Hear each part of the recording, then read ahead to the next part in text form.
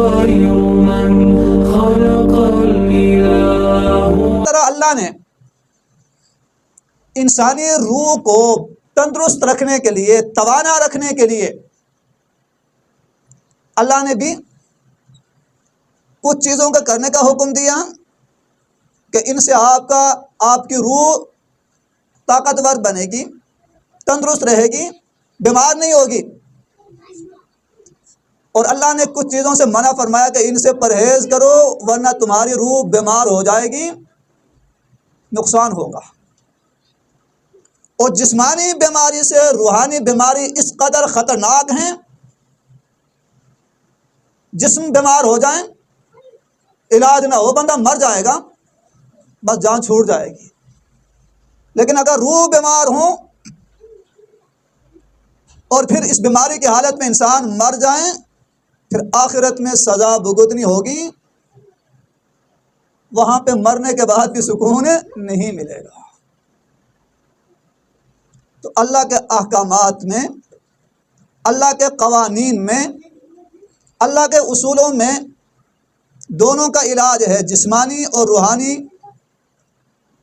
دونوں بیماریوں سے حفاظت کا طریقہ ہے، علاج موجود ہیں.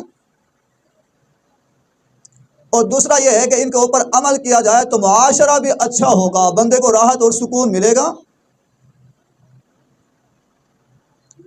قرآن مقدس میں 26واں پارہ ہے اور سورت کا نام سورت الحجرات ہے. اللہ نے ایک اچھے معاشرہ کو برقرار رکھنے کے لیے اللہ نے بہت سارے اصول ذکر فرمائے ہیں. اور آج ہمارا یہ بگڑا ہوا معاشرہ، نہ یہاں پہ جان محفوظ، نہ مال محفوظ، نہ عزت محفوظ، اور نہ ہی بندے کا ایمان محفوظ ہے. بندہ ڈر کے سائے میں زندگی گزارنے کے اوپر مجبور ہے، ہر سو خوف و ہراس ہیں، دہشت ہے. وجہ کیا ہے کہ ہم نے ان اصولوں کو نظر انداز کیا، ہم نے اللہ کے قوانین کو پس پش ڈال دیا. اور سب سے بڑا معاشرے کے بگاڑ کا اگر کوئی ذریعہ اور سبب ہے وہ ہے جھوٹ بولنا.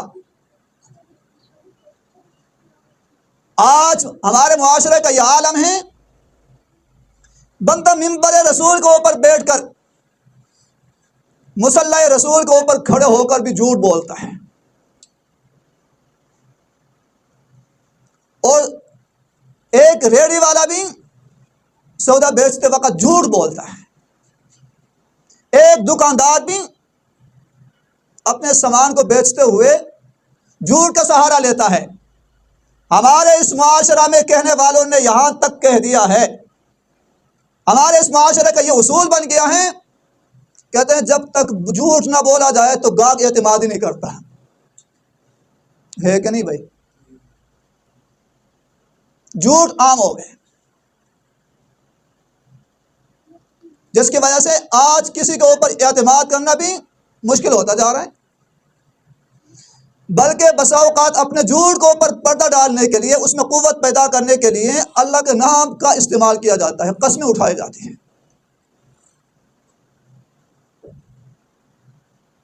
جھوٹ، فریب، دھوکہ، بدگمانی، افتراء، بہتان تراشی، بغیر تحقیق کے آگے بات کو پھیلانا، لوگوں کو آپس میں لڑانا، بدگمانیاں پیدا کرنا، ہمارے معاشرہ میں یہ گناہ عام ہے. اور کچھ گناہوں کے بارے میں انشاءاللہ اگلے جمعے میں بیان کروں گا، جس کی وجہ سے ہمارا معاشرہ بگاڑ کا شکار ہے، اور اس کی زد میں تمام لوگ ہیں. ہمارا معاشرہ اس قدر بگڑ چکا ہے اسلامی مملکت میں،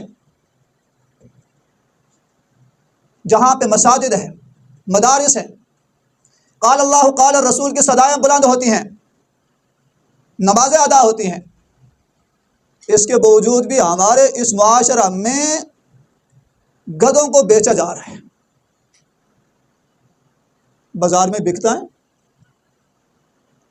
اور لوگ کھا رہے ہیں، اور زہریلا دودھ ہمارے یہاں پہ استعمال ہو رہا ہے، حتیٰ کہ دوائیاں بھی 2 نمبر یہاں پہ بنائی جاتی ہے اور بک رہی ہیں۔ اندازہ لگائے کہ انسان کس قدر درندہ بن چکا ہے، اور ایمان کے اعتبار سے کس قدر یہ بندہ گر چکا ہے کہ اس کا ایمان اتنے بڑے گناہ سے، اس قدر بڑے جرم سے بھی اس کو نہیں روکتا۔ وجہ یہی ہے کہ میرے پیغمبر علیہ الصلاۃ والسلام نے ارشاد فرمایا تھا کہ جب کوئی بندہ گناہ کرتا ہے تو اس کے دل کے اوپر ایک سیاہ نقطہ لگتا ہے، اگر بندہ توبہ کر لے، اس گناہ کو چھوڑ دیں تو دل صاف ہوتا ہے، اللہ اس کو صاف کر دیتے ہیں، اور دل جب صاف ہوگا نا پھر نیکی کی طرف رغبت بڑھے گی، اللہ کا خوف پیدا ہوگا، گناہ کرنے سے ڈر لگے گا، اور اگر بندہ اس گناہ کو نہ چھوڑے، بڑھتا جائیں تو وہ سیاہی بڑھتی جاتی ہے، یہاں تک کہ وہ سیاہی اس کے پورے دل کو گھیر لیتی ہیں، اور آپ نے فرمایا، آپ صلی اللہ علیہ وسلم نے، کہ جب یہ حالت ہو جائے اللہ اس دل کے اوپر مہر جباریت لگا لیتے ہیں، اب حق بات اندر گھس نہیں سکتی، اور یہ گناہ اور یہ جرم اس کے دل سے نکل نہیں سکتا۔ تو گویا کہ آج ہم گناہوں کے دلدل میں اس قدر پھنس چکے ہیں، خدا نہ خواستہ کہ ایسا نہ ہو کہ ہمارے دلوں کے اوپر مہر جباریت لگ چکی ہو۔ آئیے قرآن کی طرف، اللہ کیا فرما رہے ہیں؟ پہلا اصول اللہ نے فرمایا، لا تقدموا بین یدی اللہ ورسولہ واتقوا اللہ، اور یہ جس قدر بھی احکامات ہیں نا، اللہ اہل ایمان کو کہا، یا ایھا الذین آمنوا، اے ایمان والو، اے ایمان والو تمہیں کہہ رہا ہوں۔ پہلا خطاب، پہلا اصول اور پہلا قانون یہ کہ معاشرہ تبھی سدھر جائے گا، امن و امان تبھی تو برقرار رہے گا کہ جہاں پہ اللہ اور اس کے رسول کا حکم مقدم ہوگا۔ اپنی خواہشات، رسم و رواج، اپنی رائے، اپنی خواہش پیچھے، اور اللہ کا حکم، اللہ کے رسول کے حکم کو پہلے اور مقدم رکھا جائے، اللہ کے حکم کے سامنے سر تسلیم خم کیا جائے، اللہ کا حکم آ جائے بس بندہ کہے آمنا وصدقنا۔ اور یہ اس کے بغیر بندہ مومن نہیں رہ سکتا، جو اللہ کے رسول کے فیصلے کے سامنے سر تسلیم خم نہ کرے، اس کو قبول نہ کرے۔ آپ صلی اللہ علیہ وسلم کے زمانے میں جھگڑا ہوا ایک یہودی کا اور ایک منافق کا۔ یہودی کافر ہیں، اندر باہر سے رسول اللہ کو نہیں مانتا، اسلام کو نہیں مانتا، کافر۔ اور دوسرا شخص منافق تھا۔ منافق اس کو کہتے ہیں اوپر اوپر سے اسلام کا اظہار کریں اور اندر سے کفر ہو۔ جھگڑا ہوا، اور پھر جب کہتے ہیں جی فیصلہ کرا لیں، عجیب بات ہے کہ وہ یہودی کہتا ہے کہ ہم اپنے پیشواؤں کے پاس نہیں جاتے، جب تمہارا جو پیغمبر ہے نا محمد رسول اللہ، اس کے پاس جاتے ہیں۔ اور منافق کہتے ہیں نہیں، جو تمہارا بڑا ہے نا سردار کعب بن اشرف، اس کے پاس جاتے ہیں۔ اس کو پتا تھا کہ ہے تو ہمارے بڑے، لیکن ہے انصاف نہیں کریں، اور یہودی کو پتا تھا ہے تو رسول اللہ ہمارے مخالف، ہم ان کے اوپر ایمانی، لیکن اس کے باوجود وہ فیصلہ حق کا کریں گے۔ مجبور ہوا وہ منافق، دونوں آ گئے۔ آپ صلی اللہ علیہ وسلم نے دلائل جب سنے، دلائل کی بنیاد پہ آپ نے فیصلہ فرما دیا یہودی کے حق میں۔ باہر نکلیں، اس منافق نے کہا یہاں تو میری دال نہیں گلی، عمر کے پاس چلتے۔ عمر کو چونکہ کافروں کے ساتھ ان کو زیادہ نفرت ہے کافروں سے، اور اپنوں کے ساتھ بڑی محبت ہے، اور میں تو اسلام کا اظہار کرنے والا، ہو سکتا ہے میرے ظاہراً اسلام کی وجہ سے عمر میرے حق میں کوئی فیصلہ کر دیں۔ کہتے جی عمر کے پاس بھی جاتے ہیں۔ یہودی نے کہا بھائی جب تمہارے رسول نے فیصلہ فرما دیا ہے تو پھر ان کے پاس جانے کی ضرورت کیا ہے؟ اس نے نہیں ویسے، اس نے کہا چلو۔ جب ادھر پہنچے نا عمر کے پاس، اس یہودی نے پہلے کہہ دیا بات سنیں، ہم تمہارے پیغمبر کے پاس گئے تھے، انہوں نے میرے حق میں فیصلہ کر دیا، پھر مجھے یہ کھینچ کے آپ کے پاس لے آیا۔ اس نے کہا نہیں بس ویسے بھائی۔ اس نے کہا جی تم مجھے بتاؤ۔ عمر نے کہا رضی اللہ تعالیٰ عنہ نے، کیا بات اس طرح ہے کہ رسول اللہ نے فیصلہ فرما دیا تھا یہودی کے حق میں، ان کے فیصلے کے بعد میرے پاس آئے ہوں؟ اس نے کہا ہاں۔ اس نے کہا اچھا ٹھہرو پھر میں فیصلہ کرتا ہوں۔ اندر گئے، تلوار اٹھائیں، آ کر اس منافق کی گردن سر قلم کر دیا اور کہا جس کو رسول اللہ کا فیصلہ منظور نہ ہو، عمر اس کا فیصلہ تلوار سے کرے گا۔ لوگ کٹھے ہو کر آ گئے، منافقین کی برادری، اس نے ناحق قتل کر دیا، ہم تو قصاص لیں گے۔ اللہ نے قرآن میں آیتیں اتار دی، فلا وربک لا یؤمنون حتی یحکموک فیما شجر بینہم، کہ میرے پیغمبر یہ لوگ اس وقت تک مومن نہیں ہو سکتے جب تک اپنے اختلافات میں جھگڑوں میں آپ کو فیصل نہ بنائیں، اور پھر آپ کے فیصلے کے بعد وَيُسَلِّمُوا تَسْلِيمًا، دل و جان سے اس کو تسلیم نہ کرے، یہ مومن نہیں۔ عمر نے جو کیا ٹھیک کیا ہے، اور اس نے رسول اللہ کو حکم کو ٹھکرایا تھا، اس کا علاج یہی ہے۔ سمجھ آئیے؟ ہاں یہ ہے مومن بندے کے لیے حکم، یہی ہے کہ ہر معاملہ میں اللہ اور اس کے رسول کے حکم کو مقدم رکھے گا۔ یہی اس کے ایمان کا کیا جی، اس کا شیبہ ہے، اس کے ایمان کا مظہر ہے، اس کے ایمان کا داعیہ ہے کہ ہر معاملہ میں اپنی خواہش کو قربان کر دے گا، پس پوچھ ڈال دے گا رسم و رواج کو، اللہ کے حکم کو سامنے رکھتے ہوئے اس کے اوپر عمل کرے گا۔ اللہ فرماتے لا تقدموا بین یدی اللہ ورسولہ، کسی معاملہ میں اللہ اور اس کے رسول کے فیصلے سے آگے نہ بڑھو بلکہ اس کے اوپر عمل کرو۔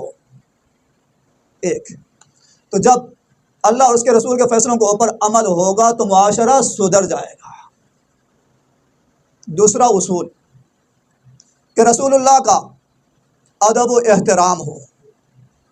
جس طرح آپ صلی اللہ علیہ وسلم کی زندگی میں، آپ کی مجلس میں آداب کا تقاضا یہ تھا کہ اونچی آواز سے کوئی بندہ بات نہ کرے۔ آپ صلی اللہ علیہ وسلم کی وفات کے بعد بھی آج بھی کسی مجلس میں آپ کا تذکرہ ہو، آپ کا نام لیا جائے، آپ کا نام سنا جائے، تو ادب کے ساتھ نام لینا اور سننا، اور سننے کے بعد صلی اللہ علیہ وسلم کہنا واجب ہے۔ اگر اس کا ادب و احترام نہ کیا جائے تو اللہ نے فرمایا ان تحبط اعمالکم وانتم لا تشعرون، کہ تمہارے نیک اعمال ضائع کر دیے جائیں گے اور تمہیں پتہ بھی نہیں ہوگا۔ دوسرا تقاضا یہ کہ آپ کے ساتھ محبت، آپ کے نام کے ساتھ محبت، آپ کی سنتوں کے ساتھ محبت، یہ ایمان کا تقاضا ہے۔ اس کے اوپر عمل کیا جائے تو معاشرہ میں امن ہوگا، راحت ہوگی اور سکون ہوگا۔ تیسرا اصول اللہ نے ارشاد فرمایا، بات مختصر کر رہا ہوں، یا ایھا الذین آمنوا ان جاءکم فاسق بنبأ، اور اللہ بار بار کرے یا ایھا الذین آمنوا، ایمان والو۔ یہاں پہ دو اصول ذکر فرمائیں، یا ایھا الذین آمنوا کے ذریعے سے مخاطب کر کے، ایمان والو تمہیں کہہ رہا ہوں، ان جاءکم فاسق بنبأ، اگر تمہارے پاس کوئی فاسق بندہ کوئی خبر لے کر آئیں، ایسا ہوا فلاں ایسا کہہ رہا تھا، اللہ کہتے ہیں فتبینوا، اگلا کوئی کام کرنے سے پہلے تحقیق کر لو یہ بندہ کہ جھوٹ تو نہیں بول رہا ہے۔ اگر ایسا نہ ہو ان تصیبوا قوما بجہالۃ فتصبحوا علی ما فعلتم نادمین، تم کوئی حملہ کر دو، کوئی عمل کر دو، اور بعد میں تمہیں پتہ چل جائے کہ وہ معاملہ جھوٹ کا تھا، پھر اپنے کیے کے اوپر ندامت ہو، اللہ فرماتا ہے ایسا نہیں، خوب تحقیق کر لو۔ اور آج کل سوشل میڈیا پہ جو کچھ آیا ہم آگے شیئر کرتے جاتے ہیں، آگے پھیلاتے جاتے ہیں۔ ضروری ہے سوشل میڈیا ہو یا کوئی بھی ذرائع ابلاغ میں سے ہو، یا آپس میں جب کبھی کسی کے بارے میں بات کے بارے میں صحیح طرح تحقیق نہ ہو، بات کو آگے نہ پھیلایا جائے، تاکہ جھوٹ، فراڈ اور دھوکے کا دروازہ بند ہو۔ ٹھیک ہے؟ اور آج ہمارے اس معاشرہ میں اس کے اوپر عمل نہیں ہو رہا۔ اور آگے اللہ نے فرمایا، آخری بات ہے، بس اس کو سمیٹنے کی کوشش کروں گا، وَإِن طَائِفَتَانِ مِنَ الْمُؤْمِنِينَ اقْتَتَلُوا فَأَصْلِحُوا بَيْنَهُمَا، اگر دو مومن آپس میں جھگڑا کر لے، لڑ پڑے، یعنی کہ اور بڑکاؤ، لڑائیاں اور کراؤ نہیں، اللہ فرماتے فَأَصْلِحُوا بَيْنَهُمَا، کیا کرو بھائی؟ صلح کرو، جھگڑے کو ختم کرنے کی کوششیں کر لو۔ تمہارے پاس جب کوئی معاملہ آ جائے تو قتل کا حکم نہ دو، بلکہ کیا کر لو؟ معاملے کو سدھارنے کی کوششیں کرو۔ آخر میں اللہ نے فرمایا انما المؤمنون اخوۃ، دیکھو جتنے بھی مومن ہیں نا آپس میں بائی بائی ہے، اگر تمہارے بھائی کے اوپر کوئی مصیبت آ جائے تو تم کیا کر لو گے؟ اور زیادہ پریشان کر دو گے یا پریشانی کو دور کرنے کی کوشش کرو گے؟ تو اللہ فرماتے جتنے بھی مومن ہیں نا آپس میں مومن ہے، اگر کسی ایک کو تکلیف ہو تو تم بھی تکلیف کو محسوس کرو، اپنی استطاعت کے مطابق اس کو دور کرنے کی کوشش کر لو۔ تو یہ وہ معاملات ہیں، اگر ہم ان کے اوپر عمل کر لیں تو ہمارا معاشرہ بھی سدھر جائے گا، جھوٹ ختم ہوگا، فسادات ختم ہوں گے، جان بھی محفوظ ہوگی، مال بھی محفوظ ہوگا اور عزت بھی محفوظ ہوگی۔ انشاءاللہ باقی گناہوں کے بارے میں بعد میں تذکرہ ہوگا۔ اللہ سے دعا ہے اللہ ہمیں عمل کرنے کی توفیق عطا فرمائے۔